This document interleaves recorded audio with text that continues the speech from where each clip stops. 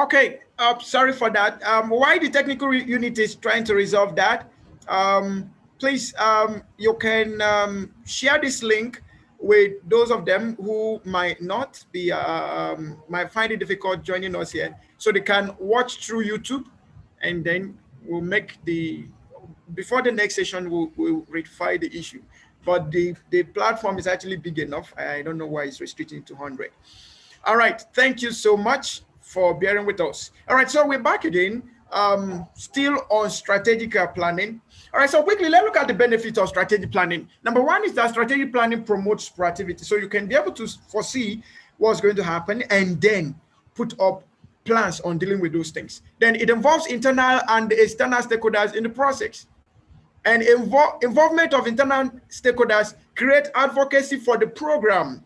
So there is a form of control. It helps to initiate control, all right? Transparency, accountability. And then it promotes stability over time, assists with planning for assessment, resource allocation, and accreditation, and better prepare the program to evolve with changes. So as changes keep coming up, strategic planning helps us to adapt and fit into them.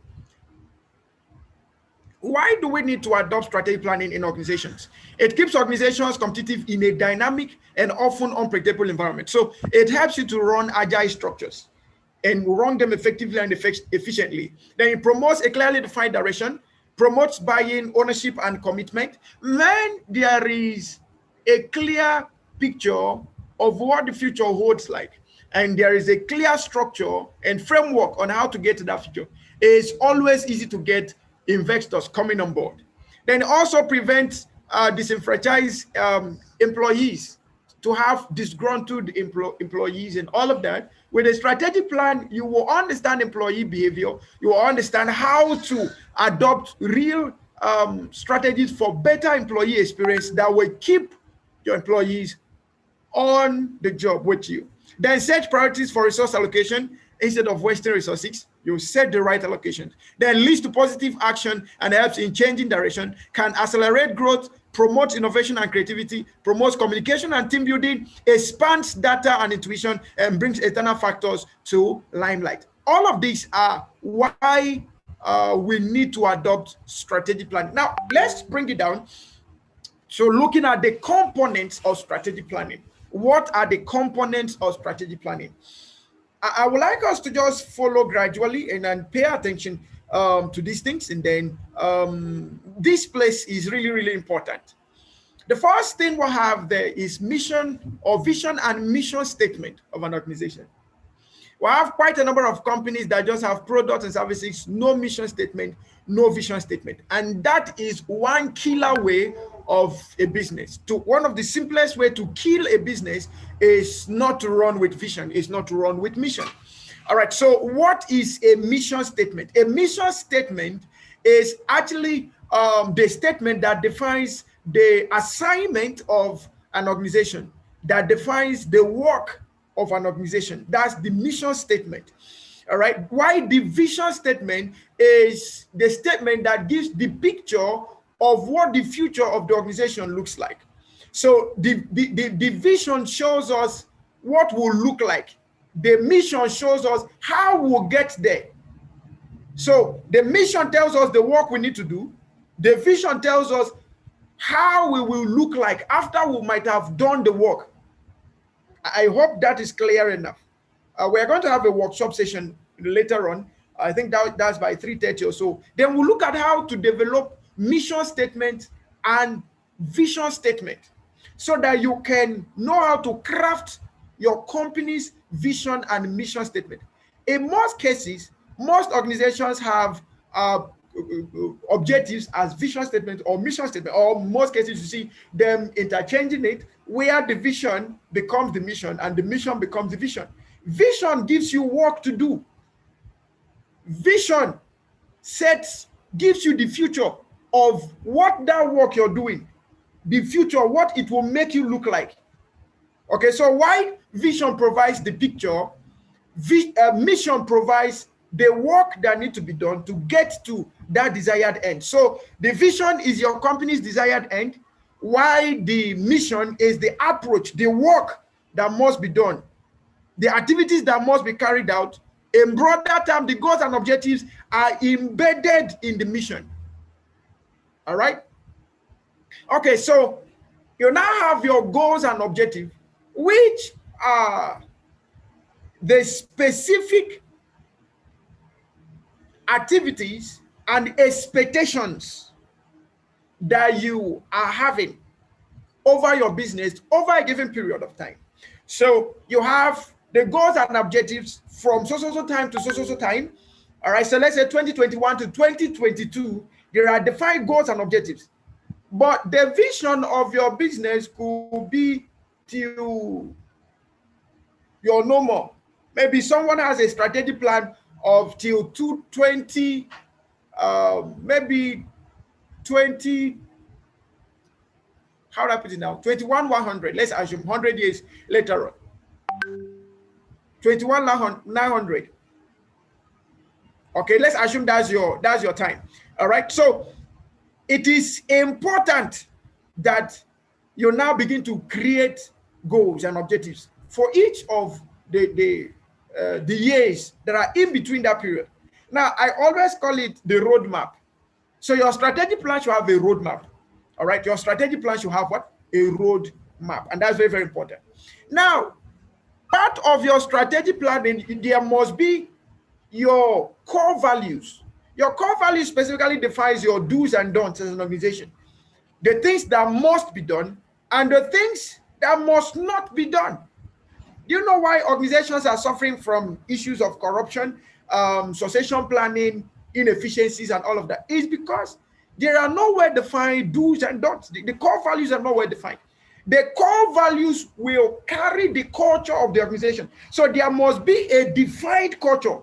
That defined culture will be found as the fabric, as the intestine, the veins, networking, all part of the organization. So everybody works with a defined attitude. Everybody works with a defined approach. So that's very, very important. Then another thing is to have your strengths, weaknesses, opportunities, and traits as an organization well-defined.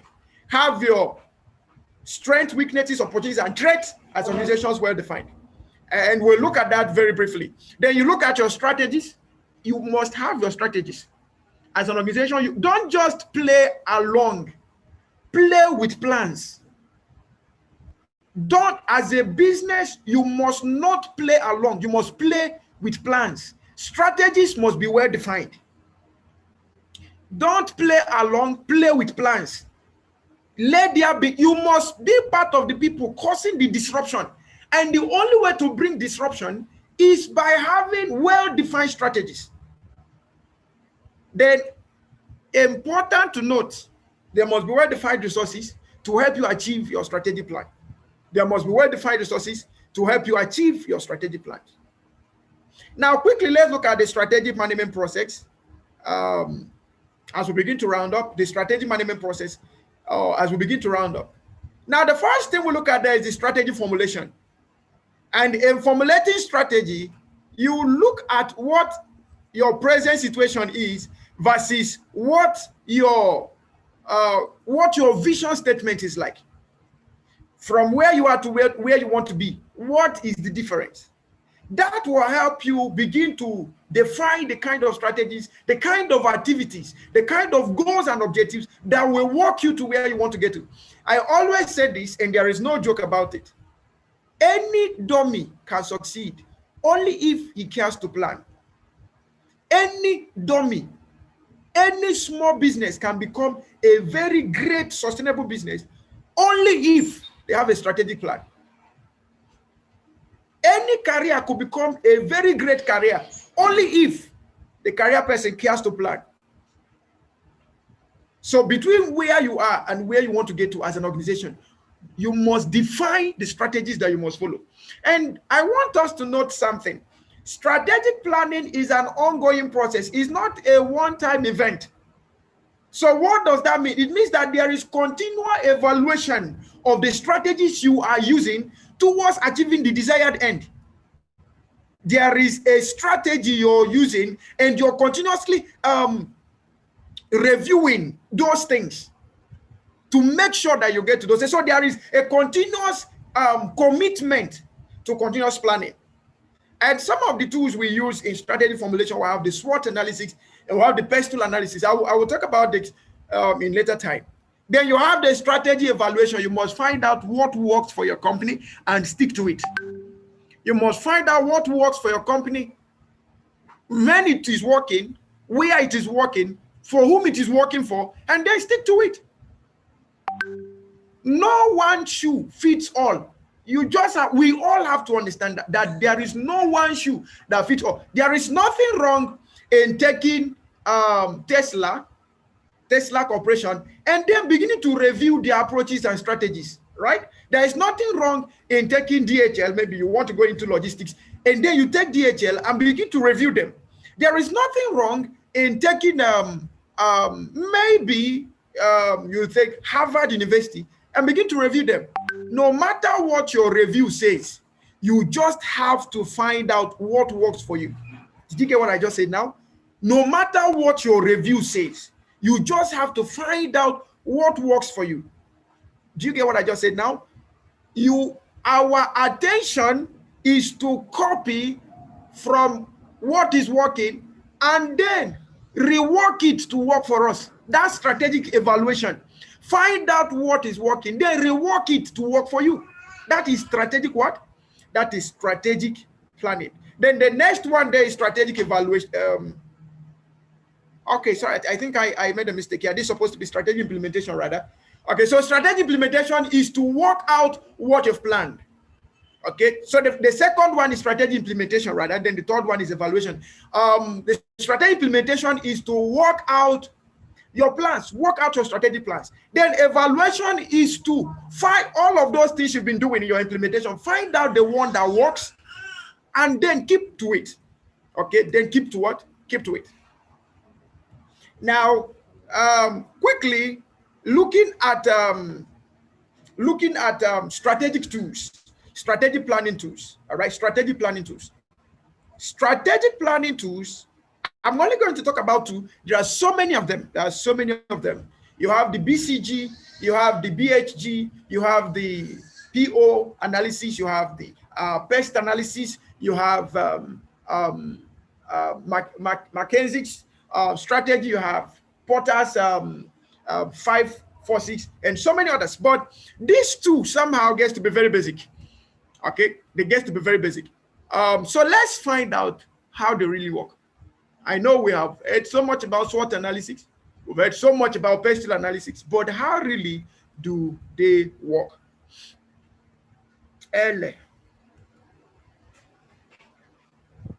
So SWOT analysis: strengths, weaknesses, opportunities, and threats.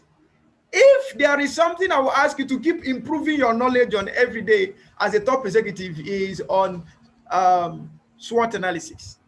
As a business executive, keep improving your knowledge of SWOT analysis and PESTLE analysis every day. Never you come to the point of feeling like you've known it more, you've known everything now. No. Because these disruptions we are talking about, these events we are talking about, these uncertainties we are talking about, they keep coming up. So you must keep improving on your understanding of strategic planning tools. Now, the first one is the SWOT analysis: strengths, weaknesses, opportunities, and threats. Now, strengths, weaknesses, opportunities, and threats, they basically divide the organization into two: the internal dimensions and the external dimensions. The internal dimensions talks about your strengths and your weaknesses. The external dimensions talks about your opportunities and your threats. So opportunities and threats are external to your organization. Strengths and weaknesses are internal to your organization. Now, do you know the amazing thing? It is your internal dimension that will determine the strategies you will develop to exploit the advantages or the prevalence in the external dimension. So if your weakness is more than your strength, then you're possibly going to face more threats that you can handle. If your strengths are more than your weaknesses, then you have more opportunities to deal with. Okay?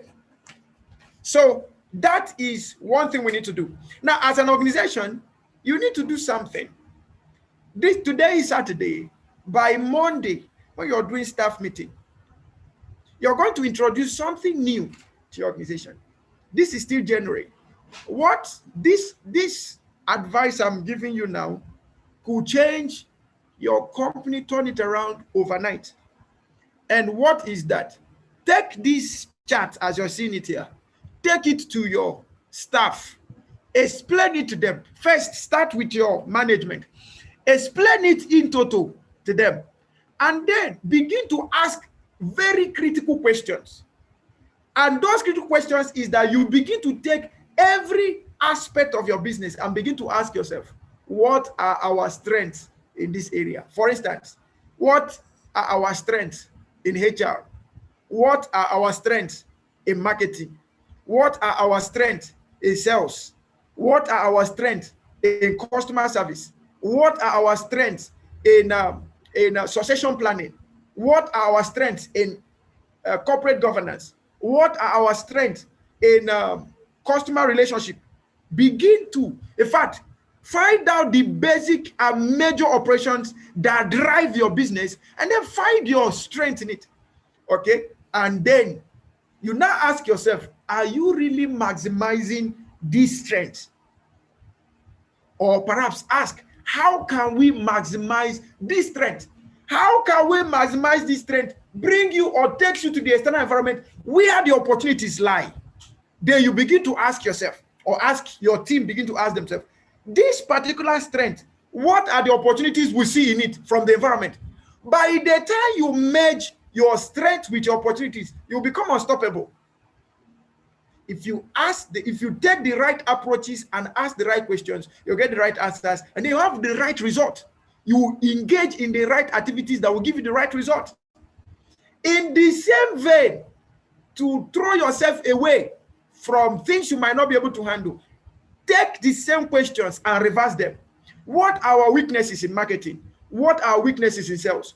What are weaknesses in HR? What are weaknesses in corporate governance? Make sure you're telling yourself the truth and nothing but the truth.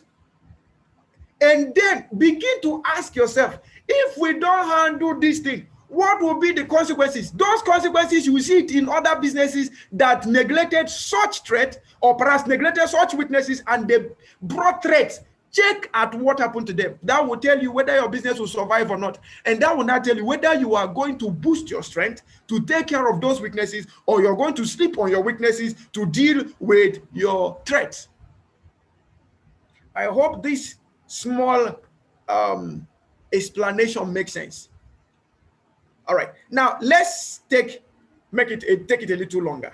The PESTLE analysis. PESTLE analysis. Time is running so fast. I just have like 8 more minutes. PESTLE analysis. Every business on the globe is affected by politics. Every business on the globe is affected by economic activities. Every business on the globe today is affected by social activities, technological activities, legal activities, and environmental activities. Whether you believe it or yes, every business around the globe, they are affected by these factors. So what are you going to do? To do your strengths and weaknesses, you may get all employees to do your SWOT analysis. But to do PESTLE analysis, you have to call your top management. You have to sit down on it. Sit down with this chart and begin to ask yourself, what are the political events that can cause disruptions to us? Could there be a political maneuvering that could change the course of our programs? If yes, when, how? Could there be events associated with politics that could change our business systems and structures? If yes, when, how? You need to ask yourself these questions. If you are a businessman, or if you're a top executive in this meeting today, and you don't know that the political weather is changing, then you are not really paying attention to your business.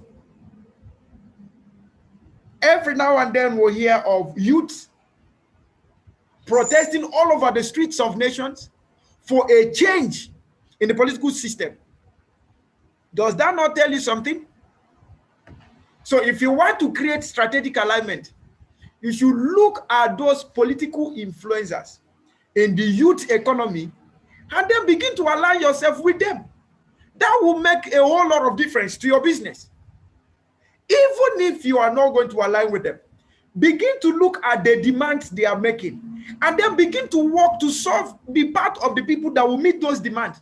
When they finally take over, your business will still be there. If you neglect those demands they are making and think that it's all about, they don't know anything. When they finally prevail, your business will be one of those that will either be burnt down, looted, or scattered all over the nations of the world. So we need to pay attention to those political trends that are currently happening now. Then you look at economic trends. Should we now say that we don't know that the activities of money is changing? Should we now say that we don't know that economic activities are taking another dimension? Should we now say we don't know that companies are beginning to operate across board without legal infiltrations, but through technological disruptions? Should we now say that we don't know? Pay attention to the economy. Now, should we now know, or should we now say that we don't know what people call money today? Should we now say that we don't know how investment plans and patterns are changing? Should we now say that we don't know what government is saying about the economy? If you don't know, then go and know. Blockchain is gradually taking over the whole economy, whether you believe it or yes. I was reading something the other day, and it was noted that blockchain is amounting to almost 1% of the total GDP. Blockchain is amounting to about 1% of the total GDP. Blockchain, that's technology. Money you do not see or touch, but it's changing the economy. Have you seen the whole information about blockchain today? Regulating it, decentralizing it, managing it, and all of that. Have you seen governments of the world forming central banks of digital currencies?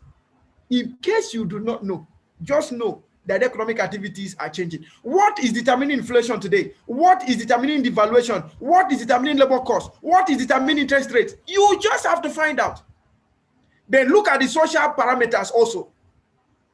Population changes, demographic changes, consumer behaviors, cultural views, and all of that. Take work, organizational structures as regards to recruitment, selection, placement. Take those things and begin to ask yourself, how is organizational designs changing via social influences? Today, we have people work from the comfort of their house, and they are even earning more than they used to earn when they were going to office every day. So, are you now going to say you're not going to pick your business plan and start asking yourself critical questions, and then begin to turn your business plan to strategic plans? The same thing applies to technological, the same thing applies to legal, and the same thing applies to environmental. So, top management must take the right step, take the right strategic approach to finding the ways of handling their businesses. Look at events. You're not the one that caused them, yes, but those events are happening. Do they have impact on your business? Yes. Then ask yourself the right question. Don't ever neglect these events happening. Don't ever, have you seen the social influence of gender equality all over the world? So today we have vice president of the #1 country in the world to be a woman. Are you seeing the impact of those socioeconomic dominations? Whether we believe it or not, you could see the socioeconomic importance of what they call it, homosexualism. You just have to find a way to make sure that you understand all of these things. Whether you believe it or yes, there have been so many boots towards 5G network. Technology can be resisted, but it cannot change. It will still prevail. While I say it will prevail is because all over the world, most countries have started adopting 5G. Dubai has adopted it. China was the first to adopt it, and so many other countries.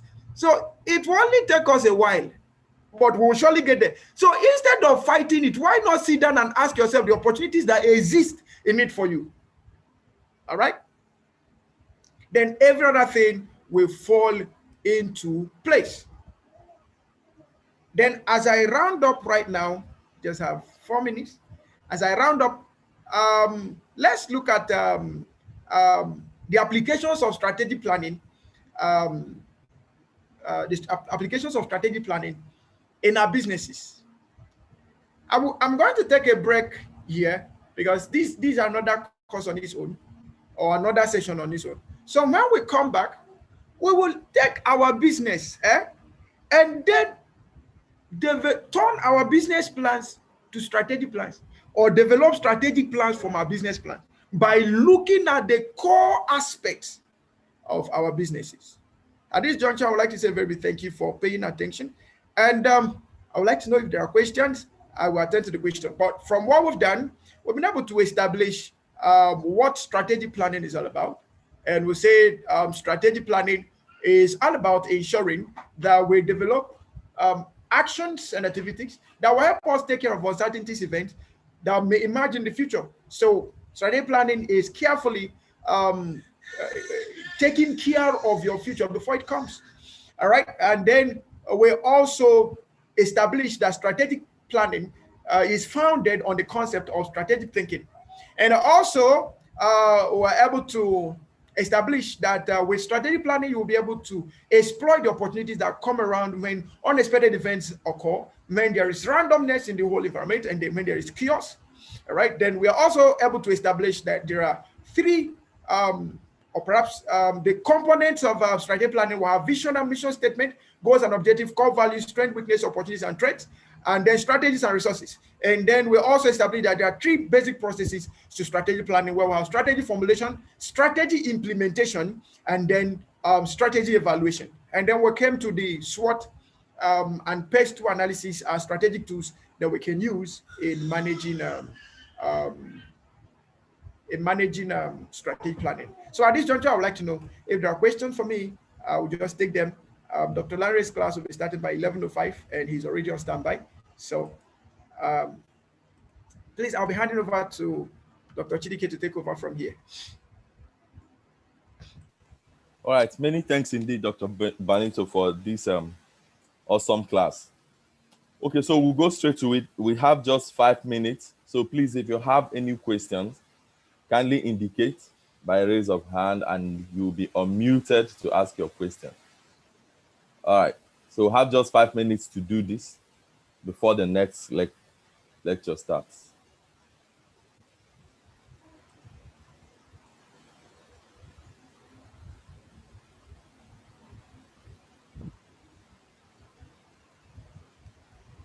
So if you have any questions, please indicate by a raise of hand and you'll be unmuted.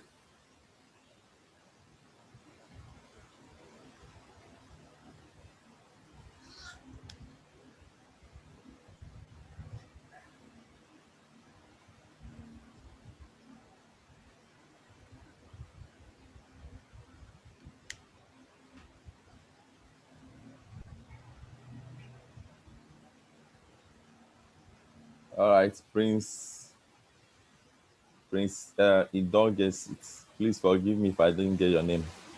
You can unmute now and ask your question.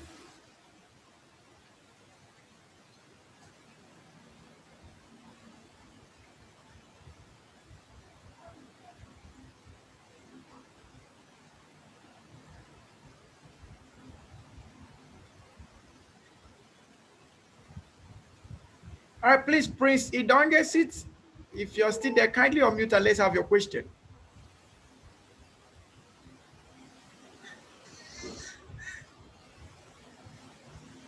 Okay. Good morning. Yes, good morning. Thank you for the wonderful presentation. You're welcome. I want to ask, in another, who is responsible for strategic planning? Can a normal employee make an input when it comes, or is it meant for the top managers to do? Okay. Thank you very much. Okay, thank you so much, Mr. Prince. Don JC Jimmy. All right, for strategic planning is principally a function of top management or senior management. But inputs can be taken from employees. That's, we can get feedback information from employees to impute in strategic planning. I hope that makes sense. Strategic planning is purely a work of top management, but um, through feedback surveys, we can get information from employees as to what the strategic plan we want to work on will look like. All right, thank you so much. All right, we're waiting for more questions. Okay. I think we only take just one question because it's just the time is up, and we would like to just bring Dr. Larry on board. All right. May Henshaw, you can go ahead and unmute yourself now. Good morning, everybody. Good morning, May Henshaw. Happy New Year. Same to you, sir. All right. Okay, my question is, should I say question or my observation? Okay. Strategic planning, I think, is supposed to be an ongoing process rather than a beginning of the year thing like most people see it to be.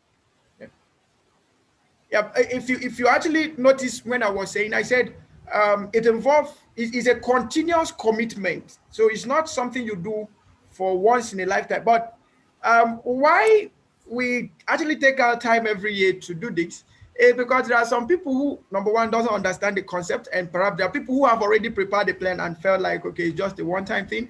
And there are people who need to review their plans, and there are people who need to find out if their plans are still in order. So that's why we take all the time to do this. But importantly, strategic planning is not a one-time thing. Rather, it is a lifetime commitment to make sure that you are always updated, to keep on par with trends and events.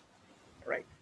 Okay, so at this juncture, I would like to say thank you so much, and I'll be taking a bow from here while I hand over to Mr. Chidike to bring in our next lecturer. Thank you, and do have a wonderful time. All right.